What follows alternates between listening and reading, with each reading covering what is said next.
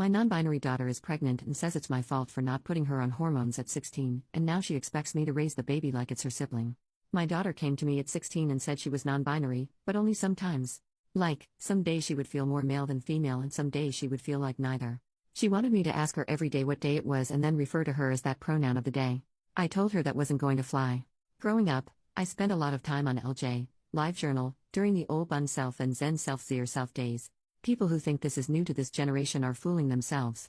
I told her that I would call her the pronoun she wanted, and do my best to remember it day to day, but she was going to have to tell me what she wanted for that day. I wasn't going to play a daily guessing game.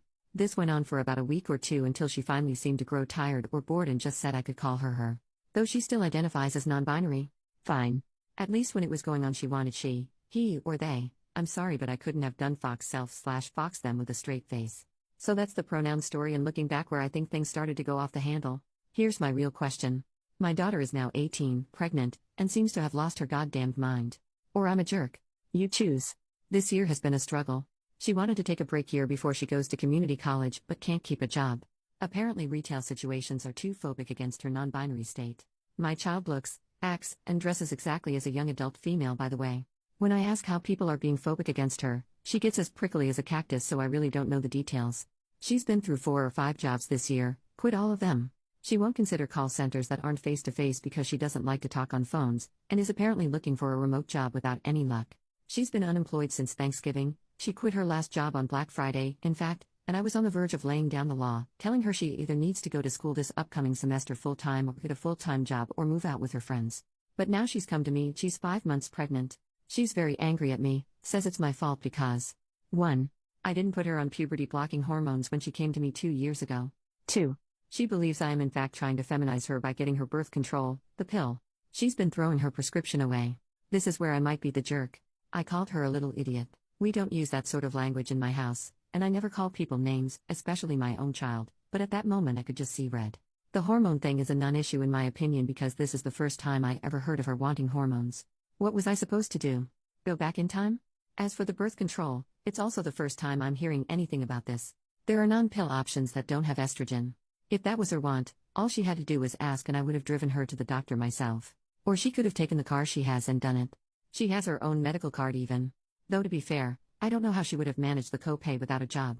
I know for a fact her old high school gave out free rubbers like candy because her friends were always giggling over flavored sample packs and even blew a few of them up like balloons and left them around the house one time. She had all the birth control she could ever want and used none of it. It gets worse. We're way past the date of abortion. Again, I would have helped her if this had been her wish. We live in an abortion-protected state and can afford it. She's known she was pregnant since about 2 months and has come to think of her baby like a sibling. She expects me to raise it like it was mine. That this is my duty, in fact, because she says it is my refusal to accept her non-binary state that led to her being pregnant. So she was going to get a brother or sister and I was going to have another child. You can say my language grew sterner to versions of get your head out of your ass and congratulations, mommy, you have some hard decisions to make, and I said I would absolutely not raise her baby for her. She also refused to say who the father was. Now that I've cooled down, I'm really hoping she has a secret boyfriend. She does have some friends who were born male, but now also don't identify that way. We didn't even get there as I lost my mind when she said she thinks of her own baby as a sibling and wants me to raise it like my own child. She's locked herself in her room loudly wailing, I feel like crap warmed over. She's been in there for 12 hours, and as she has an attached bathroom, probably won't be coming out until she gets hungry. Considering it's been half a day I think she has snacks stored. I also don't know where to go from here. Being pregnant sucks and messes with your head, so I'd like to blame that in the fear she must be feeling, but I have the bad feeling I either raised a spoiled brat or someone with an emerging personality disorder. So I need to know from people who aren't emotionally involved, and maybe some people who are more in tune with this whole non-binary thing than I am. What do I do to help while also making her responsible for her own child? How can I help my daughter except she must do basically the most feminine thing you can do, give birth and possibly breastfeed, while being sensitive that she's non-binary? Am I just a big jerk here? Typing all this out it feels like my daughter is lost in crazy town. I'm still not raising her baby, but at what point do I drag a legal adult to the hospital? Edit, it's the middle of the night and she has decided to pack some of her clothes and stay with one of her friends. One who I suspect is the baby daddy. Before she left she told me that she already called the police and let them know that she was leaving of her own free will and was not in danger. Like I was going to report an 18-year-old adult as a runaway or something? It was insulting. I told her she needs to work out details if she wants to adopt with a father, and she was welcome back home when she had a plan in place. It was short because I heard her on the way out. I think she just meant to leave without saying anything. Thank you for your kind comments and advice, Reddit. I'm going to sleep. Update 10 days later, I took some time to update because I needed to get my head around it. It still doesn't make sense. My daughter finally unblocked me. She and the person who got her pregnant wanted to talk to me at a public place. We chose IHOP. Although I suspected I knew who her lover was, I was disappointed to find out because they have been a part of my daughter's friend group since high school and was the only one I ever had a problem with and kicked out of my house. They are trans now, but 2 years ago the friend group was watching a movie in the living room, and every time I'd pass by, he was a he then, would lock eyes with me and make really obnoxious, loud, orgasm sounds like that scene in Harry Met Sally. I told him to knock it off and grew sterner when he did it again. Then when I was in the kitchen, he somehow snuck up behind me and was miming jack-off movements with his hand. I turned around and caught him at it. He was still fully clothed, but it was startling and freaky. I kicked him out. So now I'll just call them sperm donor because that's what they are. I'm still calling my daughter and she because I still haven't been told not to by her otherwise. So get off my case on that. Anyway, the IHOP meeting was a shit show. Sperm donor sat with my daughter and went on the attack. Sperm donor's points were: 1. I was poisoning my daughter by making her take birth control. I only helped her get the prescription and would have done everything I could if I knew she didn't want to take the pill. There are other methods. 2. It will take years to fix my daughter after all I did. Not giving her hormones even though I had no idea that was what she wanted. She dropped even wanting to change her pronouns after a few weeks. 3. Abortion is a sin and I am a monster for suggesting it. It's past the date anyway. And 4. I am further abusing her by not taking care of the baby while she fixes herself. I guess they meant it as a temporary situation, which was also new to me. So apparently even though I'm an abusive monster, a bad mother, and so on, I'm even worse for not taking in their baby. At least no one suggested that I raise it like my daughter's sister anymore. That might have been my daughter's thought on it.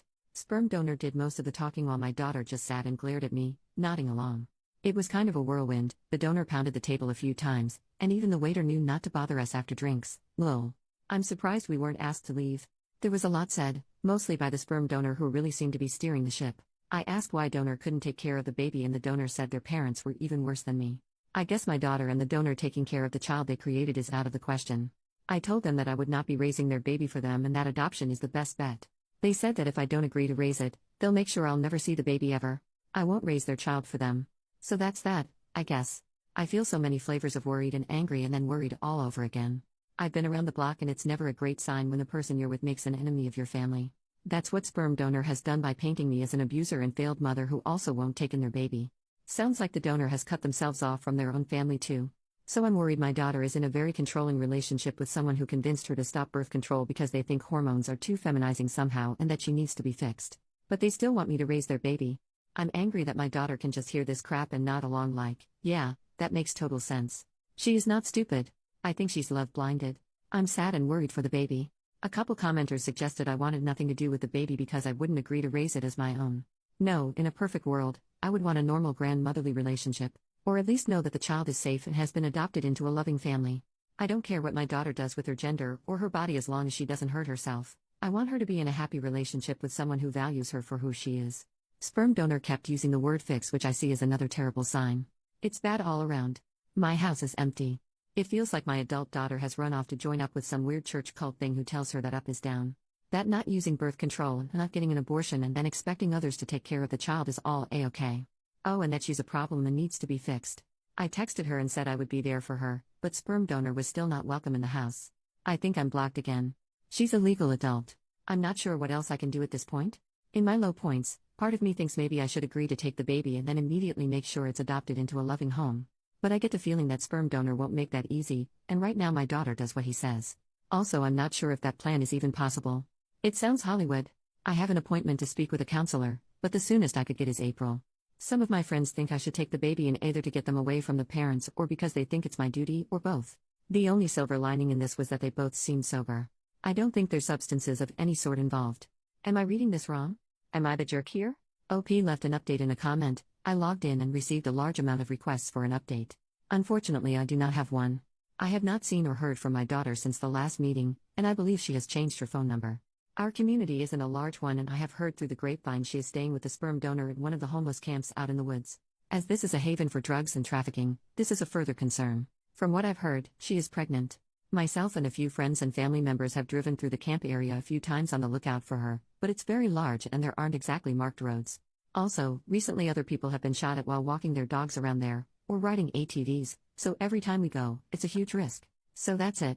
I'm stuck hoping she's safe and under some kind of shelter, There are a lot of plywood houses and broken down RVs out there, and waiting to hear news when she has the baby.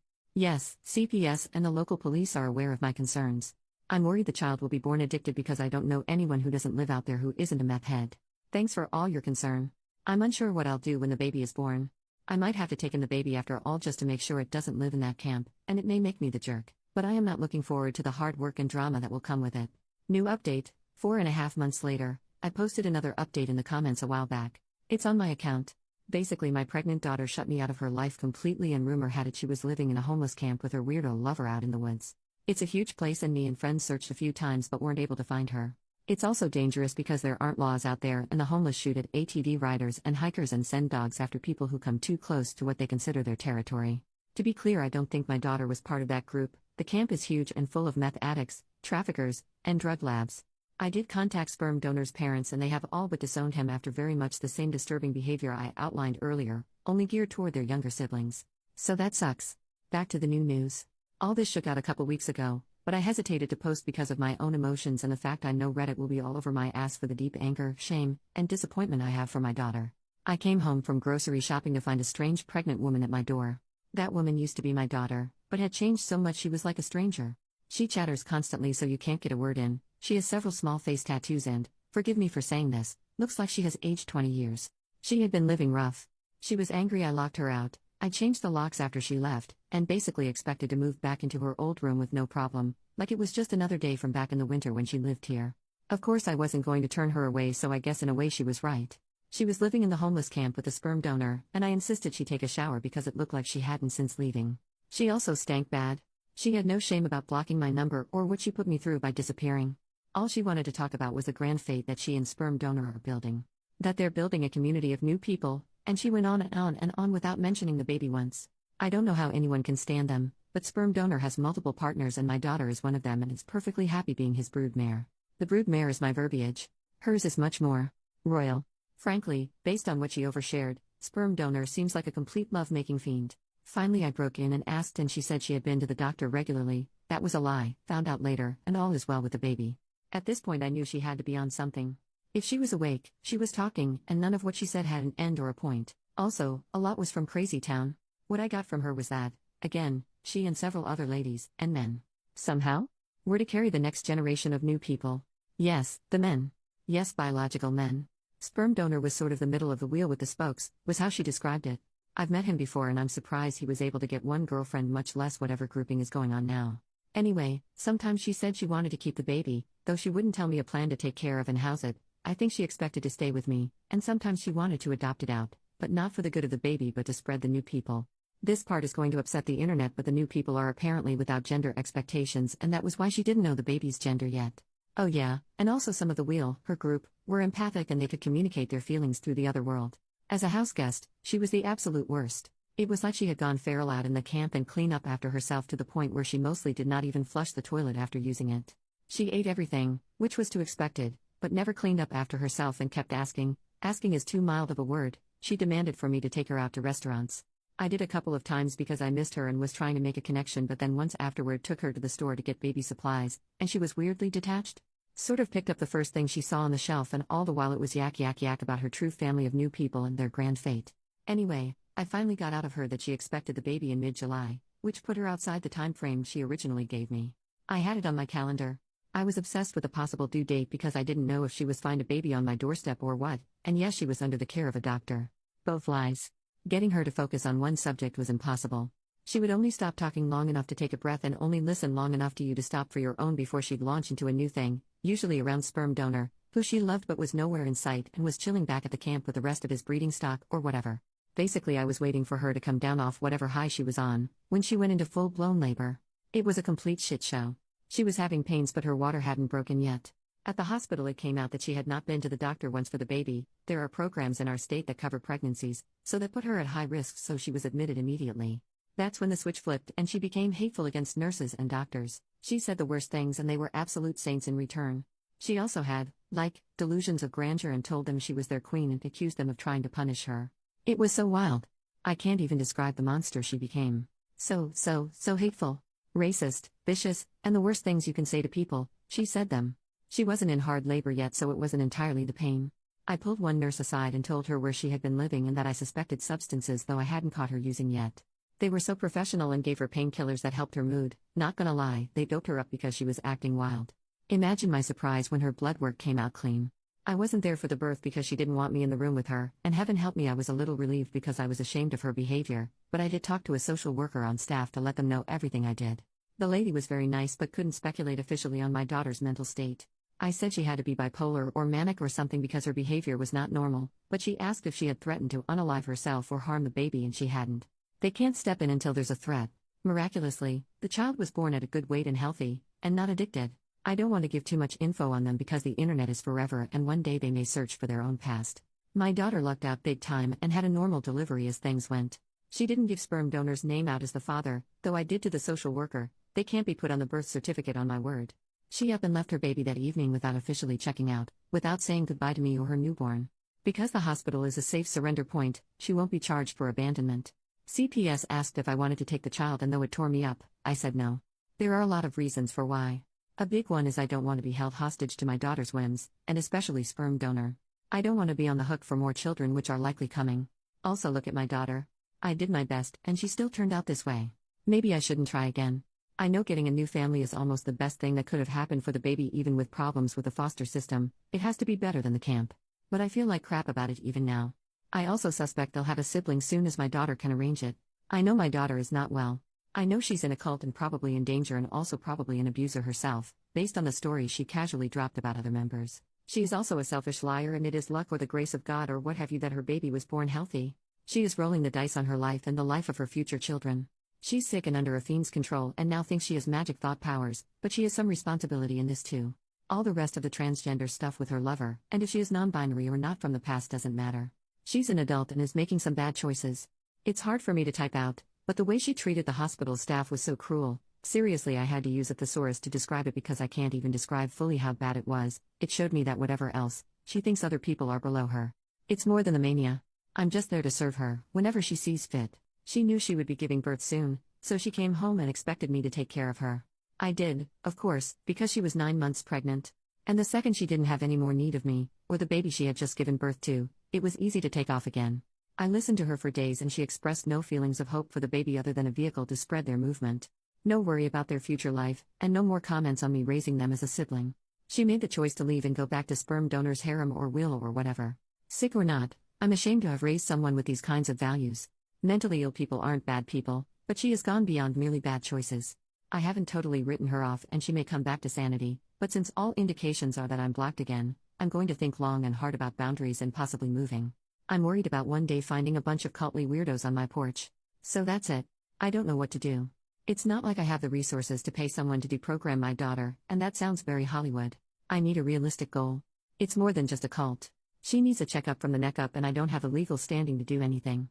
At least the baby is safe. That's the one bright spot. Thoughts are welcome and, forgive me, any realistic suggestions, or just tell me if I'm way off base and I'm the jerk here. This has been a hell of a year and such a spiral. A year ago I had a somewhat of a slacker teenager under my roof. Now all of this.